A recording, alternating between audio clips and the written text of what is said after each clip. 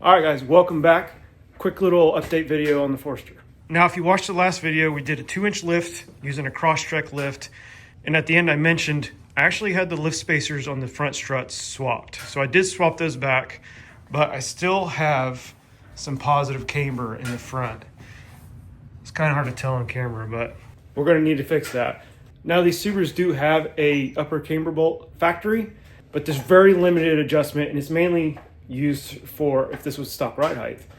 Obviously, 2-inch lift, there's not going to be enough adjustment in that factory camber bolt. So I got a set of Moog camber bolts. Now, like I mentioned, this factory bolt up here is actually a camber bolt, and we already have it set at maximum negative camber, and that was according to the instructions of the lift. So what we're going to do is replace this bottom bolt to get even more camber adjustment. That way, when we take it to the alignment shop, hopefully they can get the camber dialed in to factory specs. Now, there's various brands on camber kits. These are Moog, there's White Line, SPC is also a popular brand, but they're all basically the same. Now, the way these work is they have this lobe on here and then this washer. And basically, as you turn it, it'll push the knuckle in or out, just like the factory camber bolt does. Okay, these bolts have a plus and minus labeled on them. Some have arrows. It just depends on the brand. And then you have this washer. The orientation of this washer is important. So you have this lobe. You want the tab, this inside tab, opposite the lobe. So like that when you insert it. Not this way. This way will move the knuckle in or out depending on which way you want to go. The instructions for these are for when you put the bolt in the top hole. We're keeping the factory camber bolt. So we're gonna put these in the bottom to get even more adjustment. So we're gonna do the opposite of what the instructions say. Top hole, they want the minus towards you. That gives you negative camber. In the bottom, we're gonna switch it this way and go the opposite direction so that the plus will be towards us, minus behind us. A little confusing, but it just depends on which hole you're going in.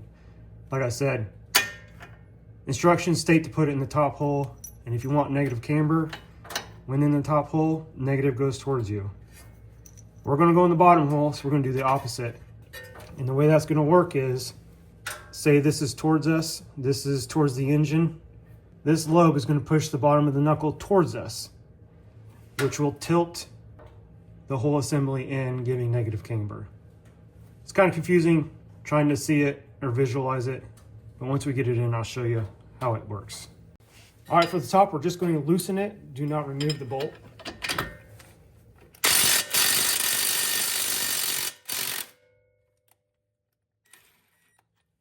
Bottom bolt, you can remove.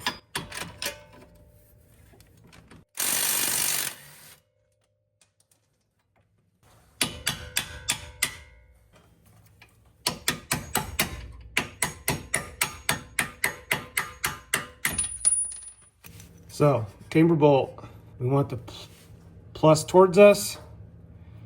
This tab also facing us, just like that.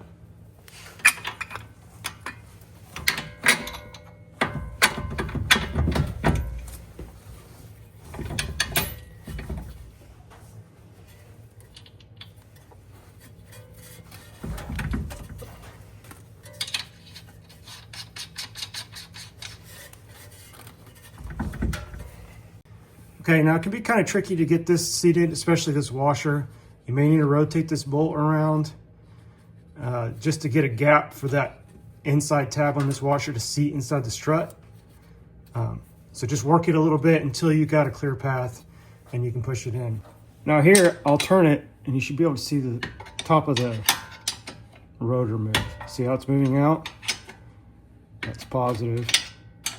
If you go back the other way, it's moving in. It's exactly what we want. So you can see that bottom bolt, I got the positive towards us along with the outer tab on the washer, and then our upper bolt still on maximum negative. So this should give us the most negative camber possible. All right, so now we're just gonna tighten the bolts back down. I will say the nut for this is a lock nut, so if you feel resistance trying to tighten it, it's made that way. Obviously, hold the head of the bolt, same with this one, so it doesn't turn while you're tightening the nuts down.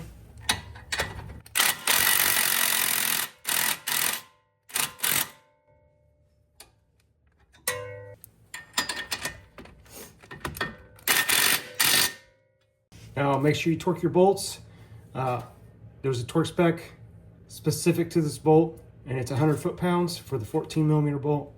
The factory bolts, I believe, are 106. All right, there you go. Just like I mentioned, we got that plus sign aimed towards us for maximum negative camber. And again, if that bolt was on the top, it would be the opposite way.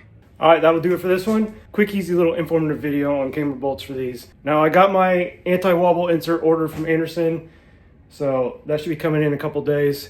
So by the time that video comes out, I should have this aligned, and I'll be able to share the numbers with you to see if this actually gets in the spec with the extra camber bolts and this Crosstrek cheap lift kit. So appreciate you guys for watching. Catch you on the next one.